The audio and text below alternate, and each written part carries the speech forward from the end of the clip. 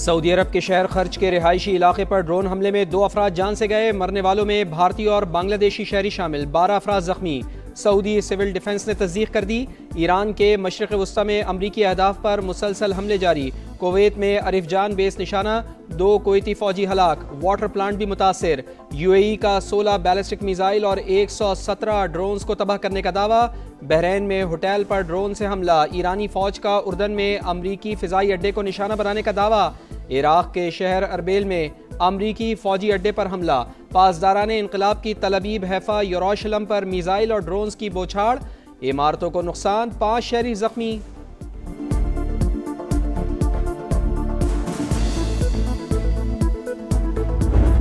امریکہ اور اسرائیل کی بدترین دہشت گردی، جنگی جنون برقرار، ایران کی آئل تنصیبات کو نشانہ بنا ڈالا۔ تہران میں دھماکوں کی گونج، آئل ریفائنری آگ کی لپیٹ میں آ گئی۔ آسمان پر کالے دھوئیں کے بادل، کوہاگ، شاہران اور کران میں بھی آئل ڈپوز تباہ، 6 افراد شہید۔ اصفہان، نجف آباد، اران اور دیگر شہروں پر بھی وحشیانہ بمباری، مزید 31 شہادتوں کی تصدیق، شہداء کی تعداد 1350 سے زائد ہو گئی۔ اسرائیل کی لبنان میں بمباری، مزید 25 شہری شہید، تعداد 394 ہو گئی۔ حزب اللہ کا جوابی وار، 2 اسرائیلی فوجی ہلاک، 8 زخمی۔ مشرق وسطی میں کشیدگی، ملکی معیشت مستحکم رکھنے کا بڑا چیلنج، کفایت شعاری اور بچت کے حوالے سے حتمی لائحہ عمل کا اعلان آج کیا جائے گا۔ بچت پلان صنعتی اور زرعی شعبے پر لاگو نہیں ہوگا۔ وزیر اعظم کی زیر صدارت اہم بیٹھک، موجودہ صورتحال میں ممکنہ معاشی اثرات کے حوالے سے بریفنگ، ملکی معاشی استحکام کے لیے بروقت اقدامات کا نفاذ ناگزیر، عوام کے مفادات کا مکمل تحفظ کیا جائے گا۔ میاں شہباز شریف کا خطاب، کہا معاشی استحکام کے لیے ضروری فیصلے ہوں گے، سرکاری ملازمین اور وزراء کو سادگی اور کفایت شعاری کی ہدایت۔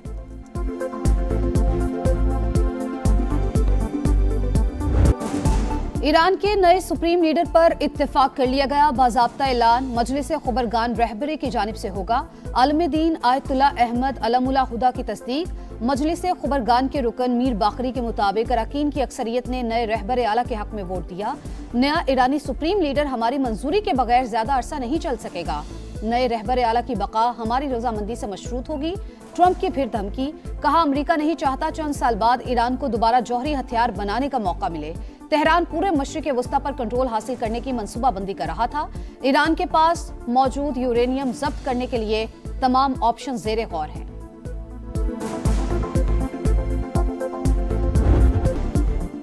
ایران نے نئے سپریم لیڈر کے انتخاب میں غیر ملکی مداخلت مسترد کر دی۔ نئے رہنما کی تقرری مکمل طور پر ایران کا داخلی معاملہ ہے، کسی کا عمل دخل قبول نہیں۔ ایرانی وزیر خارجہ عباس عراقچی کا امریکی ٹی وی کو انٹرویو، کہا جنگ ہمارا انتخاب نہیں تھی، مسلط کی گئی۔ امریکی فوجی اڈے کسی بھی پڑوسی کی سرزمین پر ہوں، نشانہ بنائیں گے۔ ہماری فوج زمینی جنگ کے لیے بھی مکمل تیار ہے۔ بیان کو غلط پیش کیا گیا، پڑوسی ممالک سے تنازع نہیں چاہتے۔ ایرانی صدر مسعود پزشکیان نے واضح کر دیا، کہا ہمسایہ ممالک پر رد عمل کا مقصد کارروائی نہیں، دشمن ایران اور خلیجی ممالک کے درمیان اختلاف پیدا کرنا چاہتا ہے۔ اگر کسی سرزمین سے ایران پر حملہ ہوا تو بھرپور جواب دیں گے، کسی کو اپنی سرزمین کے 1 انچ پر بھی قبضہ نہیں کرنے دیں گے۔ ایرانی قیادت امریکہ اور اسرائیل کے خلاف متحد، کوئی بھی ایران کو تقسیم کرنے میں کامیاب نہیں ہوگا۔ ایرانی قومی سلامتی کے مشیر علی لاریجانی کا بیان۔ ایرانی اسپیکر محمد باقر کالیباف کا کہنا ہے، جنگ جاری رہی تو تیل کی پیداوار ختم ہو جائے گی، جنگ کی آگ میں امریکی مفادات بھی جل جائیں گے۔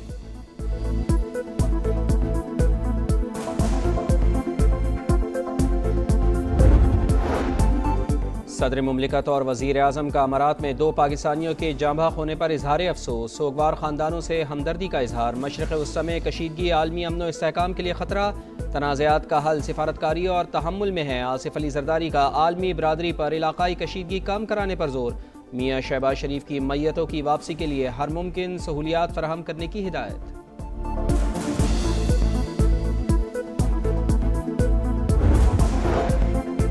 طاقت کا استعمال مسائل کا حل نہیں، فریقین فوری طور پر مذاکرات کی میز پر آئیں، چین کا فوجی کارروائیاں روکنے کا مطالبہ۔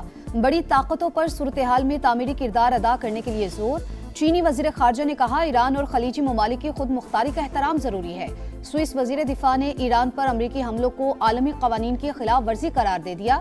پوپ لیو کا مشرق وسطی میں جاری کشیدگی کے خاتمے کا مطالبہ۔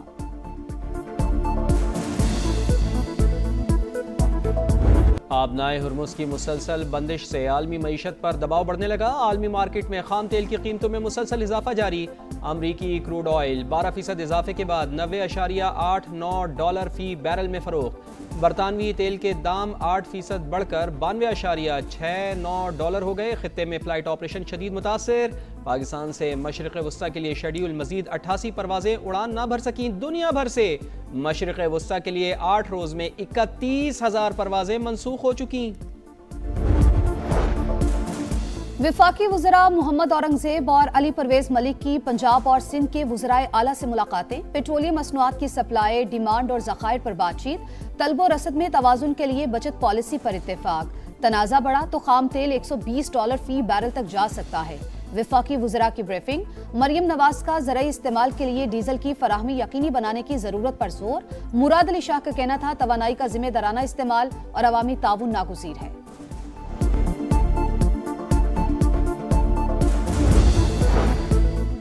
خیبر پختونخوا حکومت کا شہریوں کو مہنگے پیٹرول سے بچانے کے لیے بڑا اقدام. صوبے میں رجسٹرڈ موٹر سائیکل سواروں کو ریلیف دینے کا فیصلہ. 1100 روپے کی 2 اقساط دی جائیں گی.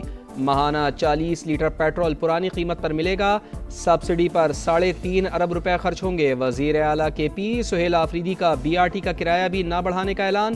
کہا عوام کو مشکل وقت میں ایسے نہیں چھوڑ سکتے.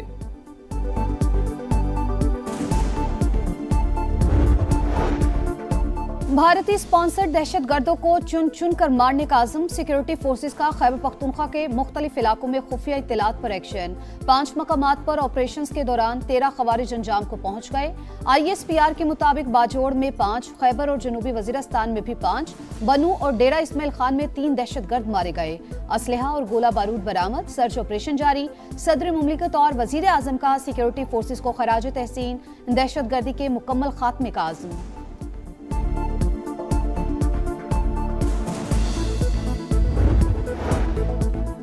فتنہ الخوارج کو چھوڑیں گے نہیں جب تک خطرہ ختم نہیں ہو جاتا. آپریشن جاری رہنا چاہیے. وزیر دفاع خواجہ آصف کا 2 ٹوک پیغام. سما سے خصوصی گفتگو کرتے ہوئے کہا افغانی قابل اعتماد لوگ نہیں، ان کے ساتھ رعایت ممکن نہیں.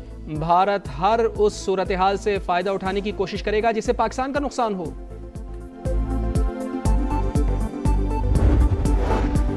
پاک فوج کا آپریشن غضب للحق پوری طاقت سے جاری. طالبان رجیم کے ہلاک کارندوں کی تعداد 583 ہو گئی. 795 زخمی. وزیر اطلاعات عطا تاڑر کے مطابق دشمن کی 242 پوسٹیں تباہ، 38 پر قبضہ کر لیا گیا. 213 ٹینک، بختربند گاڑیاں اور توپ خانے ملیا میٹ. پاک فضائیہ نے افغان طالبان رجیم کے 64 ٹھکانوں کو نشانہ بنایا.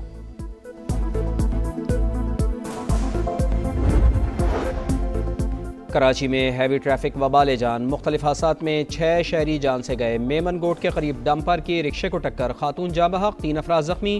منگو پیر روڈ پر ٹینکر کی ٹکر سے نوجوان زندگی کی بازی ہار گیا. بلدیہ سائٹ اور اورنگی بنارس پل پر بھی حادثات میں 4 افراد جان سے گئے. اور بھارت نے T20 ورلڈ کپ جیت لیا. ہوم گراؤنڈ پر ٹائٹل جیتنے اور کامیابی سے دفاع کرنے والا پہلا ملک. بھارتی ٹیم نے فائنل میں نیوزی لینڈ کو 96 رن سے ہرا دیا. ریکارڈ تیسری بار ٹرافی اپنے نام کی. احمد آباد میں بھارت نے پہلے کھیل کر 255 رنز کا بڑا ٹوٹل بنایا. سنجو سیمسن کے 89، ایشان کشن کے 54 اور ابھیشیک شرما کے 52 رنز. ہدف کے تعاقب میں نیوزی لینڈ کی بیٹنگ لائن بری طرح فلاپ. 8 کھلاڑی ڈبل فگر میں نہ جا سکے. جسپریت بمراہ کے 4 شکار. پلیئر آف دی فائنل قرار. Sanju Samson player of the tournament.